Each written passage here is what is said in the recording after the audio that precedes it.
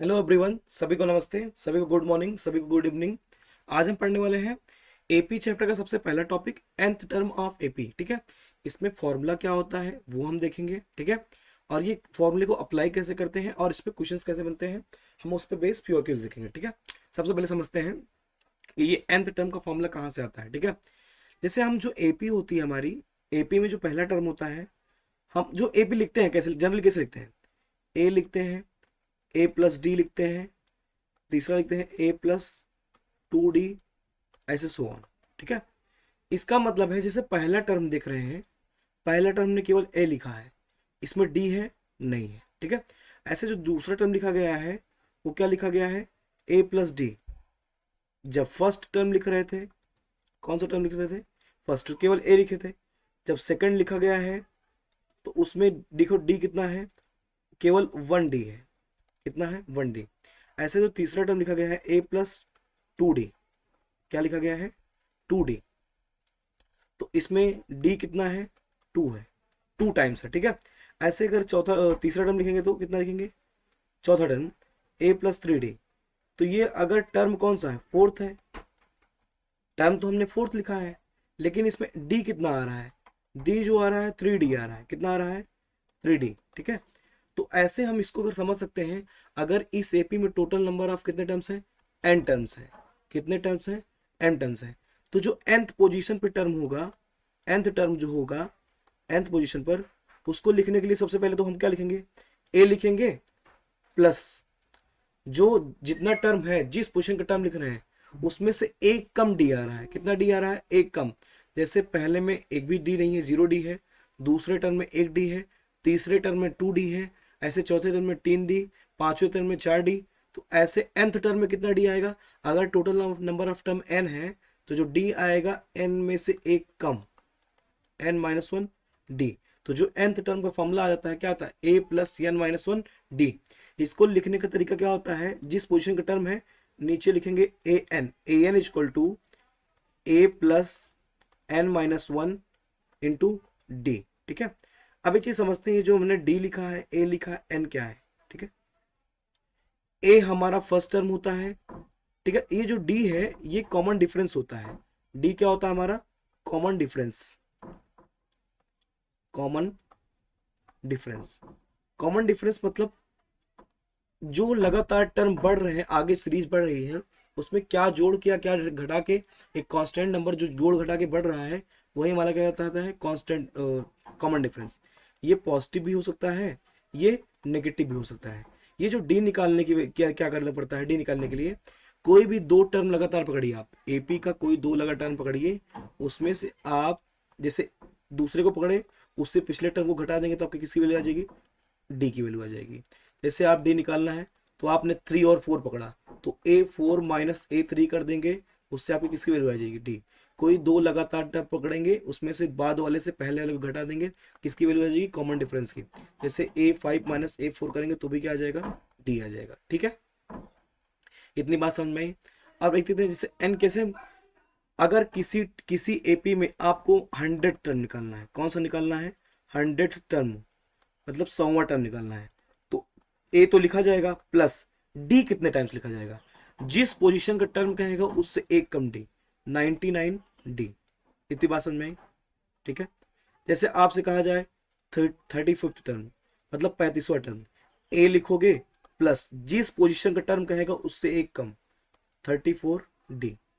आपको अगर ए की वैल्यू पता है, पहला टर्म ए हो जाएगा, डी निकालेंगे दो टर्म में से, बाद वाले से पहले को घटा के वहां डी वैल्यू हो जाएगी, दोनों वैल्यू को पुट करेंगे तो आपको पता चल जाएगा किसी एक पर्टिकुलर एपी में 35th पोजीशन पर कौन सा टर्म आएगा, क्या वैल्यू होगी। ठीक है, ऐसे 100 टर्म पे, ऐसे ही अगर आपसे निकालना कह दे 200 टर्म, कौन सा कह दे 200 टर्म, तो क्या लिखोगे, ए प्लस 199d, मतलब एक कम डी। ए की वैल्यू रखोगे, डी की वैल्यू रखोगे, तो आपको पता चल जाएगा कि उस एपी में 200वें पोजीशन पर कौन सा टर्म आएगा। ठीक है, ये तो हो गया, ये जितना पोजीशन निकाल रहे हैं, 100वां टर्म, 35वां टर्म, 200वां टर्म, ये हम स्टार्टिंग से काउंट करते हैं। ठीक है, एक एक क्वेश्चन और बनता है, एक फॉर्मूला, ये तो जनरल फॉर्मूला हमारा ए एन इक्वल टू आया, ए प्लस एन माइनस 1d। एक आता है nth टर्म फ्रॉम एंड, कभी कभी आपसे हो जाता है कि nth टर्म फाइंड करिए फ्रॉम एंड। जैसे हम यहाँ से काउंट कर रहे थे कि फर्स्ट टर्म ये हमारा ये है, सेकंड ये है, थर्ड ये है। वैसे उल्टी काउंटिंग की जाए, कहाँ से, पीछे से।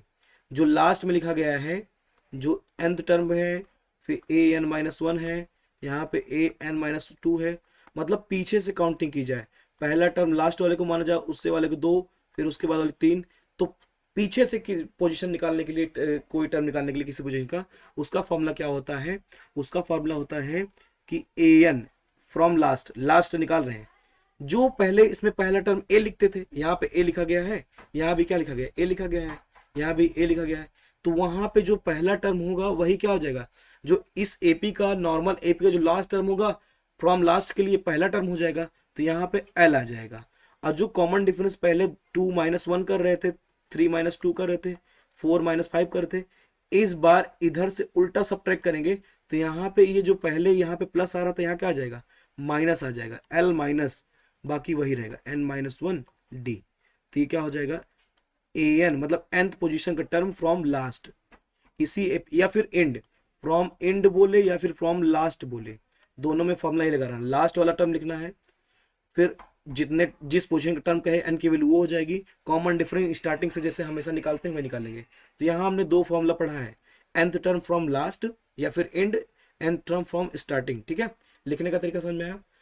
जिस पोजीशन का टर्म कहेगा उससे एक कम डी लगाना है। एन की वैल्यू अगर 18 है तो डी कितना लगाया जाएगा, 17। ठीक है, ए प्लस 17, 18 टर्म। उम्मीद है सारी समझ में आएगी। और एक चीज क्वेश्चन में पूछा जाता है कि कोई कोई टर्म किसी एपी का नहीं होगा कि नहीं होगा, उसको मान लेंगे कि वो nth टर्म है उस एपी का, तो हम कैलकुलेट करके एन की वैल्यू निकालेंगे। किसकी वैल्यू निकालेंगे, एन की। एन की वैल्यू हमेशा कैसी आनी चाहिए, नेचुरल नंबर। एन की वैल्यू हमेशा नेचुरल नंबर आएगी। क्यों आएगी, क्योंकि जो काउंटिंग ऑफ टर्म होगा, एक टर्म, दो टर्म, तीन टर्म, चार टर्म, ये हमेशा हमेशा काउंटिंग कैसे होगी, नेचुरल नंबर में होगी। ठीक है, बाकी आपको जो थोड़ी बहुत बची हुई चीजें हैं वो आपको क्वेश्चन से समझ में आ जाएंगी। हम आगे बढ़ते हैं, ठीक है, क्वेश्चंस पर। अब क्वेश्चन इस फॉर्मूले को थोड़ा समझ लीजिए, वही चीज समझाया है। ये ए है, ये ए प्लस n-1 डी, जहां पे n टर्म है, ए फर्स्ट टर्म है, डी क्या है, कॉमन डिफरेंस है। ठीक है, आगे बढ़ते हैं। जैसे पहला क्वेश्चन कहा गया है कि विच term of the AP 21, 18, 15 is -81। इस एपी का जो -18, 81 है, ये कौन सा टर्म होगा। ठीक है, फिर एक क्वेश्चन और इसमें ऐड कर दिया गया है, also in is any term zero. क्या है इसका कोई टर्म जीरो है, give reason for your answer. तो सबसे पहले देखेंगे जो पहला टर्म है, ए की वैल्यू यहाँ पे कितनी है, सॉल्यूशन करते हैं। ए इक्वल टू है 21, और कॉमन डिफरेंस निकालना है तो स्टार्टिंग के दो टर्म पकड़ेंगे, तो बाद वाले से 18 वाले से माइनस करेंगे 21 को, तो कितना आ जाएगा, -3। यहाँ पे डी की वैल्यू कितनी आ गई, -3। ए हो गया 21, डी आ गया कितना, -3। इतनी बात समझ में आ रही है।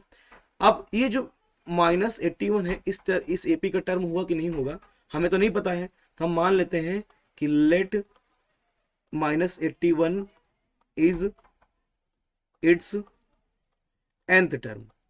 इस एपी का कोई nth टर्म है जो कि क्या है, -81 है, तो nth टर्म को क्या लिखते हैं, an इक्वल टू -81 हो गया। अब यहां से हम फॉर्मूला अप्लाई करेंगे an का, nth टर्म का। अब निकालेंगे n की वैल्यू, अगर n की वैल्यू नेचुरल नंबर आएगी तो ये उसका टर्म है, नहीं तो नहीं है। तो हम जानते हैं an इक्वल टू क्या होता है, a प्लस n-1 d, ये होता है। सारी वैल्यू रखिए, -81 equal to 21 plus n-1 into d, d की जगह पे कितना आएगा, -3 आ जाएगा। यहां से ये 21 इधर आ जाएगा, इतना आ जाएगा -81 -21 इज इक्वल टू, इसका मल्टीप्लाई इसमें करेंगे तो माइनस का 3n आ जाएगा, माइनस माइनस प्लस का 3 आ जाएगा। यहाँ से कितना आ जाएगा, माइनस का 1128210, इतना आ गया, is equal to -3n plus का 3। ये 3 आके इधर क्या हो जाएगा, माइनस का हो जाएगा, -102 -3 इज इक्वल टू -3n। तो यहाँ से कितना आ जाएगा, ये माइनस का 105 is equal to -3n। Minus से माइनस कैंसिल आउट, यहाँ से n इक्वल टू कितना आया, 105/3। जब इसको कट करेंगे कितनी आ जाएगा, 3 3 9, 3 5 15। यहाँ से हमारी जो n की वैल्यू आई है, n इक्वल टू 35, जो कि एक पॉसिबल नंबर है। मतलब जो पोजीशन ऑफ टर्म होता है हमेशा नेचुरल नंबर आता है, 35 एक नेचुरल नंबर है। Hence -81 is term of given AP. जो -1 है ये दिए गए एपी का टर्म है, ठीक है। इतनी बात समझ में आई। आगे क्वेश्चन कह रहा है कि इज एनी टर्म जीरो, मुझे नहीं पता इसका कोई टर्म जीरो होगा कि नहीं होगा, ठीक है। तो हम मान लेते हैं कोई अनदर इसका कोई mth टर्म है, let mth term is zero, इसका कोई mth पोजीशन का टर्म है जो क्या है, जीरो है, मान लेते हैं। तो ए एम इक्वल टू कितना हो गया, जीरो हो गया। किसी भी पोजीशन का जैसे लिखते हैं तो यहां से क्या हो जाएगा, ए एम इक्वल टू लिखेंगे ए प्लस जिस पोजीशन टर्म लिख रहे हैं उसमें से एक कम एम माइनस वन डी, सारी वैल्यू लिखते हैं। यहां भी हम एम की वैल्यू निकालेंगे, जिस जो वैल्यू आएगी उसी पोजीशन का टर्म क्या हो जाएगा, जीरो हो जाएगा। तो ए एम की वैल्यू कितनी हो गई, जीरो हो गई, equal to a 21 plus m minus one d, d की वैल्यू कितनी, -3। ये 21 इधर जाएगा, कितना आ जाएगा, माइनस का 21 आ जाएगा, इज इक्वल टू माइनस का 3m प्लस का 3, ये 3 आके सब्ट्रैक्ट को कितना आ जाएगा, माइनस का 24 is equal to -3m, minus से minus cancel out, 3m equal to कितना हो गया, 24 हो गया, m इक्वल टू कितना आ गया, 24/3, 3 से कट करेंगे कितना जाएगा, 8 टाइम्स। तो m की वैल्यू कितनी आ गई, 8 आ गई। मतलब 8th टर्म जो होगा इस एपी का वो क्या होगा, it's 8th term is zero. देखो इसमें कहा गया गिव रीजन, गिव रीजन ये है, रीजन इसमें ये होगा कि जो एपी है घट रही है, पहले 21 था, फिर 18 था, फिर 15 था, फिर 15 से 12 हो जाएगा, ऐसे घटते घटते एक टाइम आएगा क्या हो जाएगा, 3 बचेगा, 3 से 3 कम करेंगे तो क्या हो जाएगा, जीरो हो जाएगा, क्योंकि कॉमन डिफरेंस -3 है, 3 3 घट रहा है, तो जब 3 के बाद क्या आ जाएगा, जीरो आ जाएगा। तो इसलिए इसका टर्म एक क्या हो जाएगा, जीपी एपी, एपी का क्या हो जाएगा, जीरो हो जाएगा, क्योंकि एपी क्या हो रही है, घट रही है। हम चलते हैं आगे क्वेश्चन पर, सब कुछ समझ में आया होगा, नहीं समझ में आता है फिर से देख लेंगे आप, ठीक है, पीछे करके। अगला क्वेश्चन है, check whether -150 is a term of the AP 11852 और नॉट।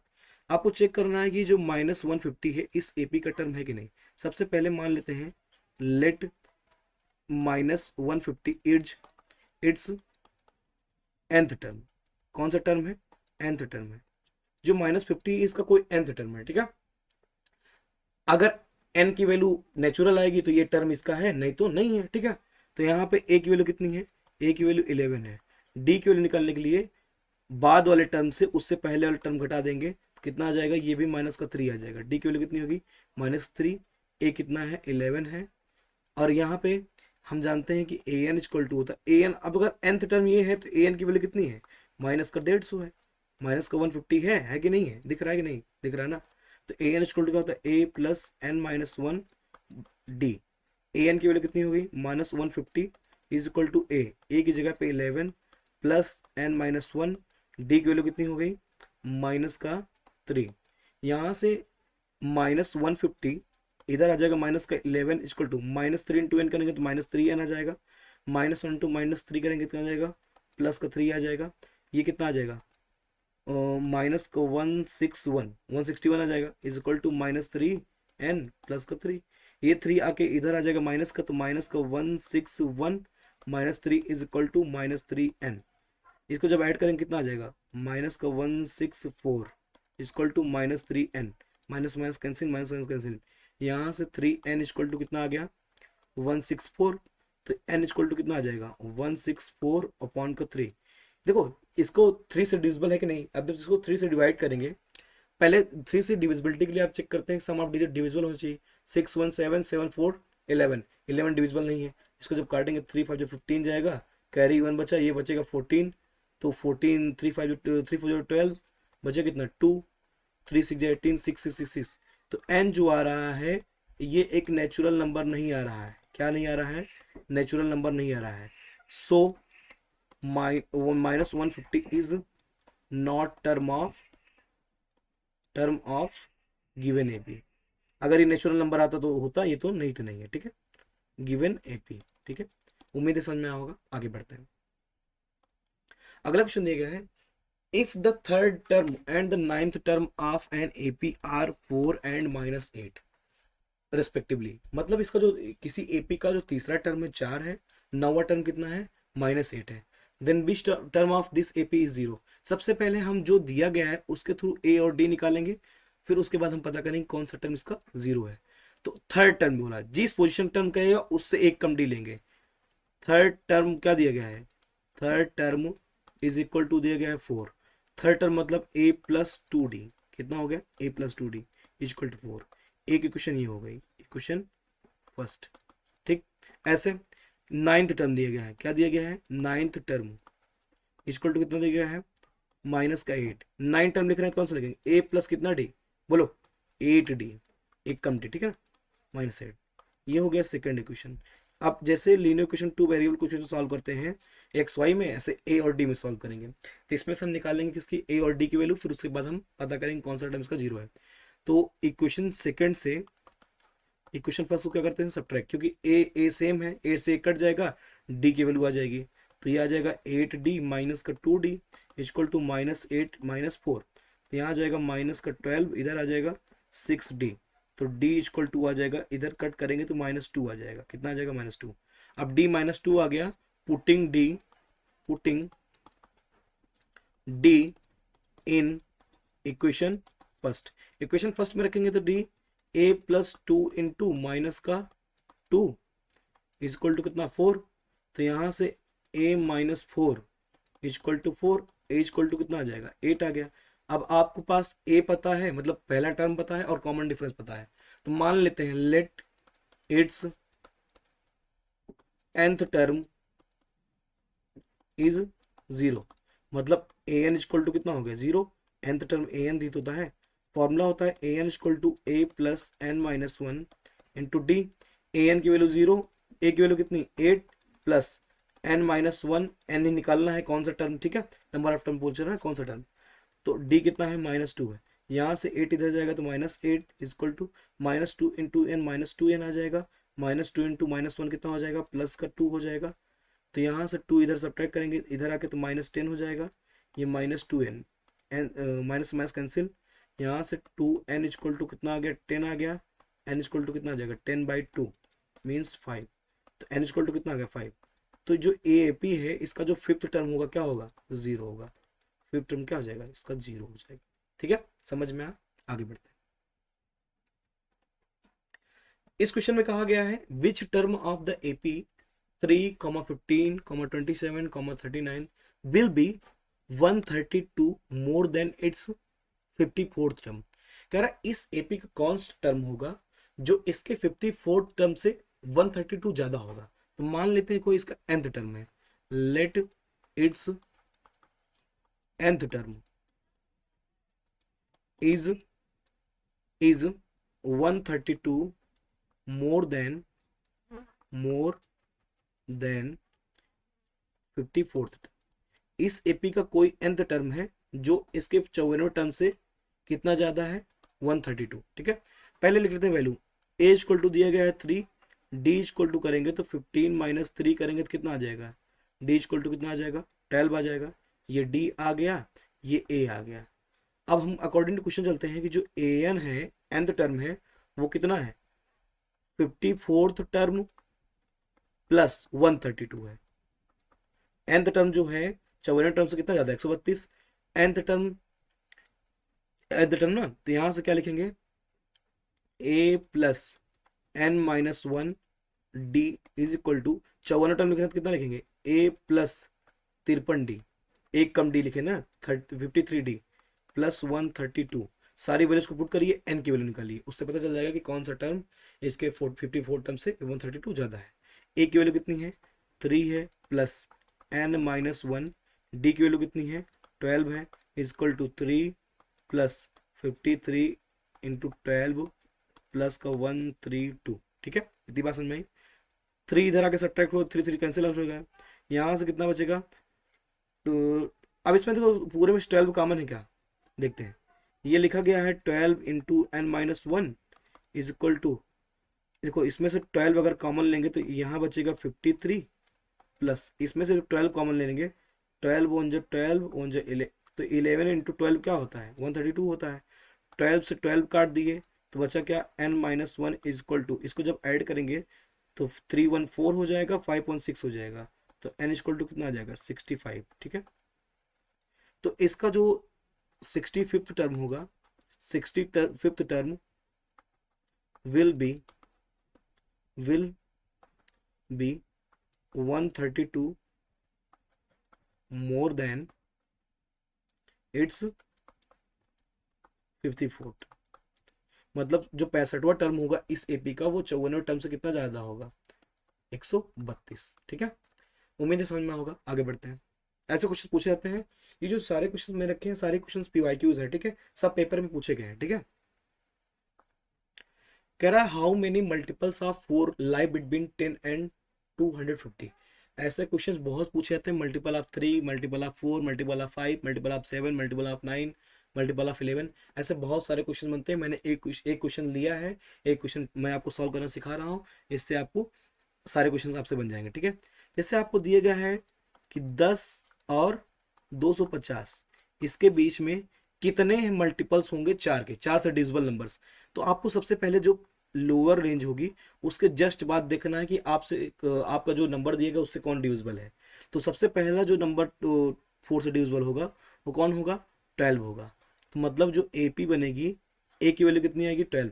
यहां से देखेंगे सबसे लास्ट नंबर ए एन जो होगा वो कौन सा नंबर होगा जो 4 से डिविजिबल हो। अगर आपको पता करना है तो इस 250 को 4 से डिवाइड करेंगे, जो रिमाइंडर आएगा वही घटा देंगे। तो इसको जब 4 से डिवाइड करेंगे तो ये 2 एक्स्ट्रा आएगा। तो यहाँ पे जो लास्ट नंबर होगा इन दोनों के बीच में जो 4 से डिविजिबल होगा ये होगा 248। ये किसकी वैल्यू हो जाएगी, ए एन की। ठीक है, अब हमको ए पता है, ए एन पता है। और जो डी होगा कॉमन डिफरेंस, जब 4 का मल्टीपल ढूंढ रहे हैं तो कितना कितना बढ़ता जाएगा, 4 4 बढ़ता जाएगा। तो डी की वैल्यू कितनी आ जाएगी, 4 आ जाएगी। तो हम निकालेंगे A N equal to A plus N minus one D. N की वैल्यू निकाल लेंगे, पता चल जाएगा नंबर ऑफ मल्टीपल्स कितने लाई करते हैं 4 के इन दोनों के बीच में। तो ए एन की वैल्यू कितनी हो गई, लास्ट टर्म कितना आ रहा है 248। ए की वैल्यू कितनी है 12 है, प्लस एन नहीं पता है, यही तो निकालना है। डी कितना है 4 4। ठीक है, ये 12 इधर घटाएंगे कितना आ जाएगा, 236 आ जाएगा। इधर 4n माइनस का 4, 4 इधर आके ऐड करेंगे कितना आ जाएगा 240 इज इक्वल टू 4n। यहाँ से n इक्वल टू कितना आ जाएगा 240/4। ठीक है, 4 6 24 0। तो n की वैल्यू कितनी आ गई 60 आ गई। मतलब 10 से लेके 250 के बीच में ऐसे 60 नंबर्स आएंगे जो किसके मल्टीपल होंगे 4 के। ठीक है, उम्मीद है समझ में होगा। ऐसे बहुत सारे क्वेश्चन पूछा जाता है, 7 के मल्टीपल का, 5 के मल्टीपल का, 11 के मल्टीपल का, 3 के मल्टीपल का, ऐसे 6 के मल्टीपल का, किसी भी एक नंबर के मल्टीपल का। तो आपको सबसे जो आपको रेंज दी जाएगी इन बिटवीन जिसके बोलेगा उन दोनों में से इसके जस्ट बाद वाला पहला नंबर ढूंढना जो भी रहेगा एक्स वाई जेड, यहाँ पे लास्ट इससे जस्ट पहले लास्ट नंबर। तो ये ए की वैल्यू हो जाएगी, ए एन की वैल्यू हो जाएगी। डी वही नंबर रहेगा जिससे डिविजिबल कहेगा, 7 कहेगा 7, 5 कहेगा 5, 11 कहेगा 11, 3 कहेगा 3, 6 कहेगा 6। तो यही क्या हो जाएगा डी। तो आपको एन की वैल्यू कैलकुलेट कर देंगे, नंबर ऑफ मल्टीपल्स आपको पता चल जाएंगे। ठीक है, आगे बढ़ते हैं। अगला क्वेश्चन कह रहा है Ramkali saved 5 rupees in the first week of a year. एक साल के पहले वीक में रामकली ने कितना सेव किया, 5 रुपए। एंड देन इंक्रीज्ड हर वीकली सेविंग बाई रुपीज 1.75। मतलब हर वीक में वो अपने सेविंग में कितना इंक्रीज कर रही है, 1.75 1.75 1.75।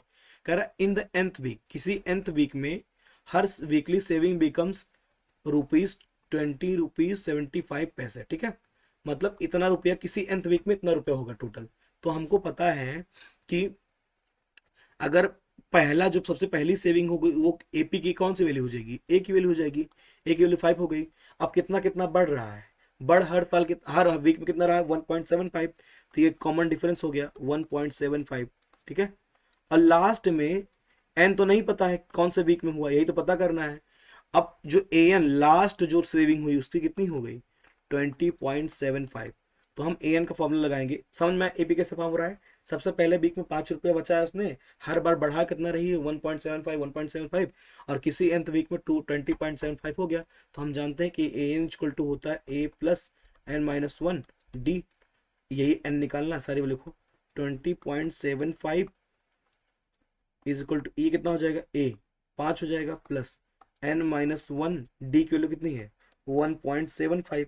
अब यहाँ से कैलकुलेशन देखो, बहुत लोगों को प्रॉब्लम होती है कैलकुलेशन में, पहले तो समझ नहीं पाते एपी कैसे फॉर्म हो रहा है। एपी तो फॉर्म कर लिया, अब कैलकुलेशन क्या होती है, सबसे पहले इसको 5 घटा देंगे, कितना आ जाएगा ये 15.75 आ जाएगा। 20.75 था, 5 घटा दिए 15.75 आ गया। तो इज इक्वल टू आ गया, इसमें जब गुणा करेंगे तो 1.75 n आ जाएगा, माइनस का 1.75 आ जाएगा, ये इधर आके ऐड हो जाएगा, तो 15.75 माइनस का 1.75 ये ऐड हो जाएगा इधर आके, इक्वल टू हो जाएगा 1.75 n। इसको साइड में सॉल्व कर लेते हैं, तो यहाँ से 1.75 n इक्वल टू, इसको जब ऐड करेंगे तो 550 कैरी 1, तो ये 5 यहाँ कितना हो चाहिए, ठीक है, 5 5 10 कैरी 1 7 7 14 कैरी 1 7 7 14 और 15 कैरी वन जाएगा तो 15 1 से ये 17 हो जाएगा। तो यहाँ से n इक्वल टू कितना आ जाएगा 17.5 अपॉन 1.75। देखो इसको अगर करना है तो आप देख रहे हो कितने टाइम्स है, ये 10 टाइम्स है। नहीं आता है तो इसको सीधा से आपको डेसिमल हटाने के लिए 10 या 100 से मल्टीप्लाई कर दो ऊपर नीचे, फिर सॉल्व हो जाएगा। तो n की वैल्यू कितनी हो जाएगी 10। तो मतलब उसकी जो वीकली सेविंग होगी किस वीक में होगी, 10th वीक में, 10th वीक की जो सेविंग होगी जी कौन सी हो जाएगी 20.75 रुपीज़। ठीक है, उम्मीद है समझ में आया होगा। आगे बढ़ते हैं, अगला क्वेश्चन दिया गया है the fourth term of an AP is zero. किसी एपी का चौथा टर्म क्या है, जीरो है। Prove that 25th term of the AP is 3 times it's 11 term. आपको देखो क्वेश्चन क्या कह देगा, जो फोर्थ टर्म है वो जीरो है, पहली चीज कहा गई है।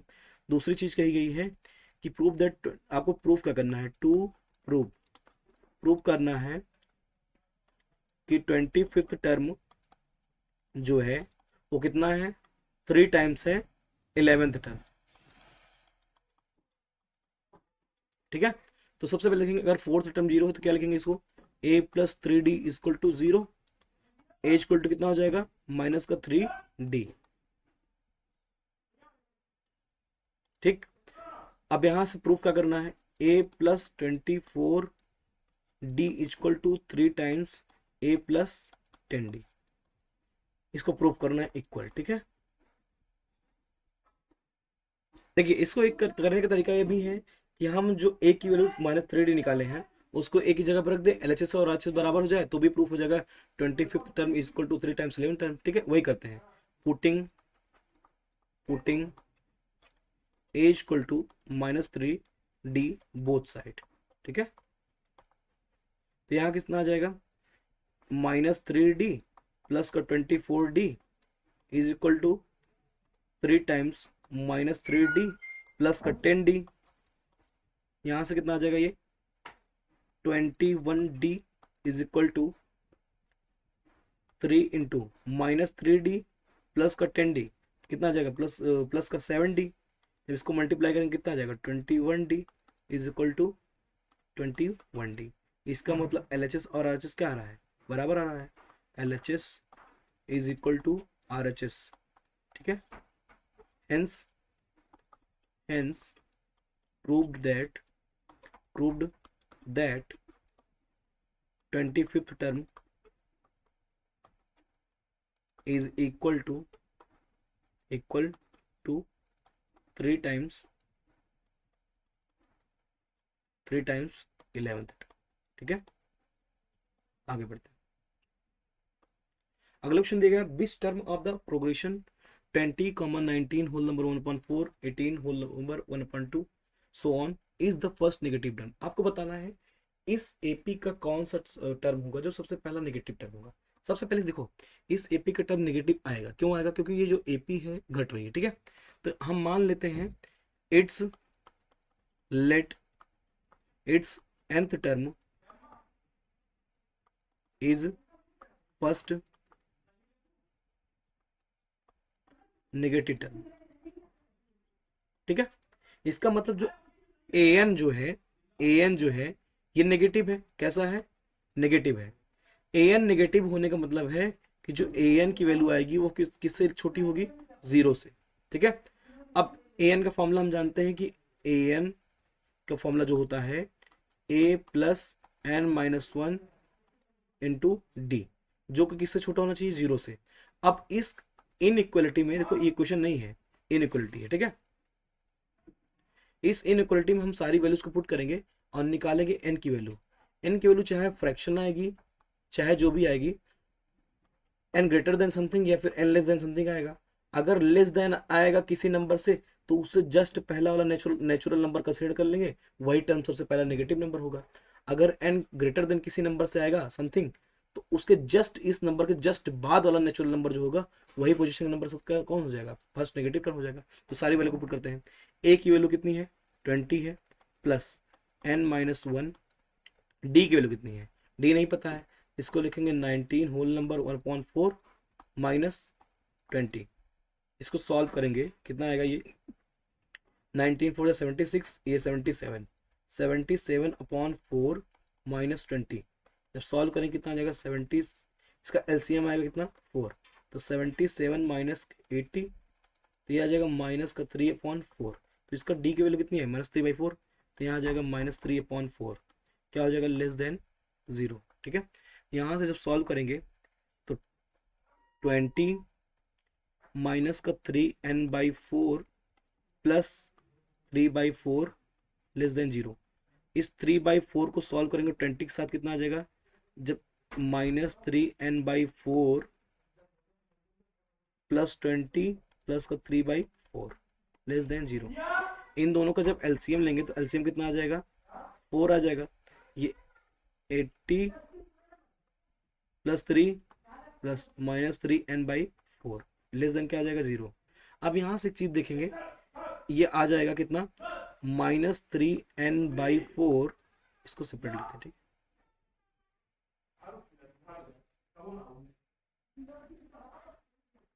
लेस देन यहाँ पे कितना आ जाएगा माइनस का 83/4। ठीक है, यहाँ से देखो दोनों साइड नेगेटिव नंबर है, जब भी इसमें दोनों में से अगर नेगेटिव नेगेटिव को हटाएंगे, -1 से दोनों साइड मल्टीप्लाई करेंगे तो इनइक्वलिटी रिवर्स हो जाएगी। तो मल्टीप्लाइंग बोथ साइड बाई -1। ठीक है, तो ये कितना हो जाएगा 3n/4, इधर क्या बचेगा 83/4, लेकिन जो इनइक्वलिटी रिवर्स हो जाएगी। देखो ये चीज आप 11th पढ़ोगे कि अगर पॉजिटिव नंबर से सेम पॉजिटिव नंबर दोनों से मल्टीप्लाई करेंगे तभी इनइक्वलिटी सेम रहेगी, अगर सेम पॉजिटिव नंबर से डिवाइड करेंगे तो भी सेम रहेगी, सेम पॉजिटिव नंबर से मल्टीप्लाई करेंगे तो भी सेम रहेगी, लेकिन नेगेटिव नंबर से मल्टीप्लाई करेंगे तो क्या हो जाएगी, इनइक्वलिटी रिवर्स हो जाएगी। तो ये जो उधर इधर था ये अब इधर हो जाएगा, तो ये दोनों साइड 4 से 4 कर देंगे तो कितना आ जाएगा 3n ग्रेटर देन किससे आ जाएगा 83, और n ग्रेटर देन किससे आ जाएगा 83/3। जब इसको 3 से काटेंगे कितना जाएगा, 3 2 जा 6, बचेगा कितना 2, 3 7 जा 21, कितना आ जाएगा 3 7 21, बचा कितना 2, 3 6 जा, मतलब ये जो n की वैल्यू आ रही है, n की वैल्यू जो आ रही है, n की वैल्यू जो आ रही है ग्रेटर देन किससे आ रहा है 27.6, मतलब जो जिस पोजीशन का टर्म जो सबसे पहले नेगेटिव टर्म होगा वो इससे जस्ट बड़ा होगा, मतलब कौन सा होगा 28th टर्म। ये तो नेचुरल नंबर इसके बाद आता है, तो जो इसका जो 28th टर्म होगा पहला नेगेटिव टर्म होगा, तो आंसर कितना आ जाएगा 28th टर्म। ठीक है, आगे बढ़ते हैं। अगला क्वेश्चन देखिए, for what value of k will k+9, 2k-1 and 2k+7 are the consecutive terms of an AP. किस वैल्यू के लिए के लिए ये जो तीनों टर्म हैं किसके टर्म होंगे, एपी के। ये क्वेश्चन सीबीएसई आउटसाइड दिल्ली 2016 तो 2016 में पूछा गया था। देखो कभी भी ऐसा क्वेश्चन आता है, कभी भी जैसे 3 टर्म है एपी के लगातार ए बी सी, कभी भी है, तो ये जो बीच वाला टर्म होता है अपने पहले वाले अपने बाद वाले का एवरेज होता है। जो बी होगा a+c/, क्या होगा 2 होगा। एक तो ये तरीका हो गया, या फिर इसको एपी प्रूफ करना है तो इस टर्म से इसको घटाएंगे, इस टर्म से इसको घटाएंगे, 2 बार d1 निकालेंगे d2 निकालेंगे। अगर एपी होगा तो दोनों d1 जो d2 होना चाहिए क्या होना चाहिए, बराबर होती है। इसको इक्वेट कर देंगे तो भी के की वैल्यू आ जाएगी। एक होता है कॉमन डिफरेंस को इक्वल कर लीजिए, किसको इक्वल कर लीजिए, कॉमन डिफरेंस को इक्वल कर लीजिए। ठीक है, दूसरा होता है इस कॉन्सेप्ट का यूज कर लीजिए, इस कॉन्सेप्ट का यूज करेंगे तो बहुत बार क्वेश्चन आसान हो जाएगा आपके लिए। तो करते हैं, तो जो 2k-1 होगा इज इक्वल टू होगा k+9 प्लस 2k+7/2 होगा। तो यहाँ से 2 इधर जाके मल्टीप्लाई होगा कितना हो जाएगा 4k-2 इज इक्वल टू के यहाँ पे के 2k यहाँ पे 3k प्लस 9 7 कितना होगा 16। यहाँ से ये 2 इधर लेके आते हैं 3k इधर ले जाते हैं तो k इक्वल टू कितना आ जाएगा 18, कितना आ जाएगा 18। तो k की वैल्यू अगर 18 रख दी जाएगी तो ये जो टर्म है तीन क्या हो जाएंगे, एपी में हो जाएंगे। तो दो कॉन्सेप्ट हैं, जो बी कभी भी तीन लगातार टर्म होते हैं तो बीच वाला टर्म अपने से पहले वाले अपने से बाद वाले का क्या होता है, एवरेज होता है। या फिर हम दूसरे से पहले को घटा देंगे या तीसरे से दूसरे को, दो बार कॉमन डिफरेंस निकालेंगे, दोनों डिफरेंस क्या कर लेंगे, बराबर कर लेंगे। ठीक है, आगे बढ़ते हैं। कह रहा find the ninth term from the end, जो अपने स्टार्टिंग फॉर्मूला पढ़ा था, नाइन्थ टर्म फ्रॉम एंड बताना है टुवर्ड्स द फर्स्ट, पीछे से आपको नाइन्थ टर्म बताना है। तो जो फॉर्मूला होता है nth टर्म फ्रॉम एंड, ये क्या होता है, A N equal to L minus N minus one D. अब इसको बताने के पीछे, क्वेश्चन देने के पीछे तरीका ये है, मतलब ये था कि आप फॉर्मूले में कैसे रखेंगे वैल्यूज को। ठीक है, ए एन nth टर्म निकाला, कौन सा निकाला है, ए 9 पूछा है, नाइन्थ टर्म पूछा है। एल लास्ट टर्म कितना है 185 माइनस एन कितना है 9 है माइनस 1, डी की वैल्यू कितनी है, इस 9 से 5 को सब्ट्रैक्ट करेंगे कितना आ जाएगा, d equal to 9 minus 5 equal to कितना 4। तो डी की वैल्यू कितनी आ गई 4, यहाँ से 4 रख देंगे। इसको जब सॉल्व करेंगे तो ए 9 इक्वल टू 185, तो माइनस 9 में से 8, 8 इंटू 4 32, तो ए 9 इक्वल टू कितना आ जाएगा 185 माइनस 32, 5 माइनस 2 3 आ जाएगा, 8 माइनस 3 5 हो जाएगा 1। तो ए 9 कितना आया 153, means ninth term from end equal to कितना आएगा 153। मतलब इस एपी में पीछे से काउंट करना जाएंगे, पहला दूसरा तीसरा चौथा, तो 9वें नंबर पर जो 9वें पोजीशन पर जो टर्म आएगा कौन सा आएगा 153 लिखा होगा। ठीक है, समझ में आया, आगे बढ़ते हैं। ये फॉर्मूले का यूज समझ में आ गया। ठीक है, आगे बढ़ते हैं।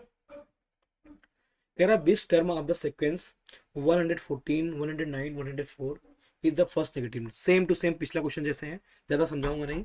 आपको क्या करना है, मान लेते हैं let its nth term is first negative term. कौन सा टर्म, फर्स्ट नेगेटिव टर्म। ठीक है, मतलब ए एन जो होगा लेस देन 0 होगा, तो ए एन की वैल्यू क्या होती है, A plus N minus 1 D less than 0। A की वैल्यू कितनी है 114 प्लस एन नहीं पता है, एन ही तो निकालना है, एन माइनस 1 डी, डी की वैल्यू कितनी आएगी 109 में से आपको डी निकालना है, 109 में से सब्ट्रैक्ट करेंगे 114, तो कितना आ जाएगा ये 5, वो भी कौन सा नेगेटिव का, तो डी कितना आएगा -5 आएगा, यहाँ हो जाएगा -5 लेस देन 0। तो यहाँ से जब 114 -5 को मल्टीप्लाई करेंगे एन में कितना आएगा -5 एन आ जाएगा, प्लस का 5 आ जाएगा लेस देन 0।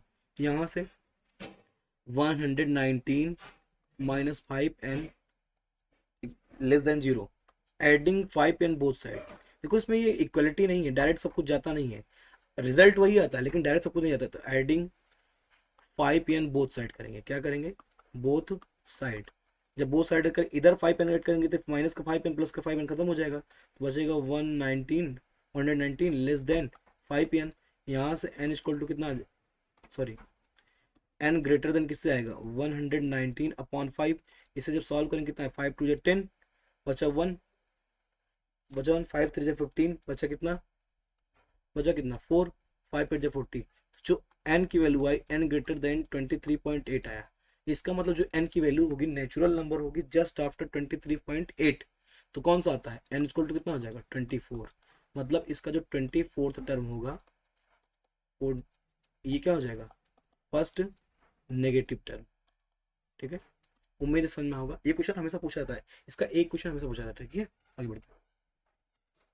अगला क्वेश्चन है which term of the AP 3 15 27 39 will be 120 more than its 21st term. ऐसा क्वेश्चन हम पहले कर चुके हैं। ठीक है, करते हैं। Let its nth term is 120 more than 21st term. ठीक है, तो ए एन जो होगा, कोई nth टर्म ए एन जो है वो बराबर है किसके 21st टर्म में कितना जोड़ के 120। तो ए एन की वैल्यू कितनी होती है A plus N minus 1 D 21st term लिखेंगे तो a प्लस 20d प्लस 120, सारी वैल्यूज रखते हैं। a की वैल्यू 3 रखेंगे, प्लस n नहीं पता, n ही तो निकालना है।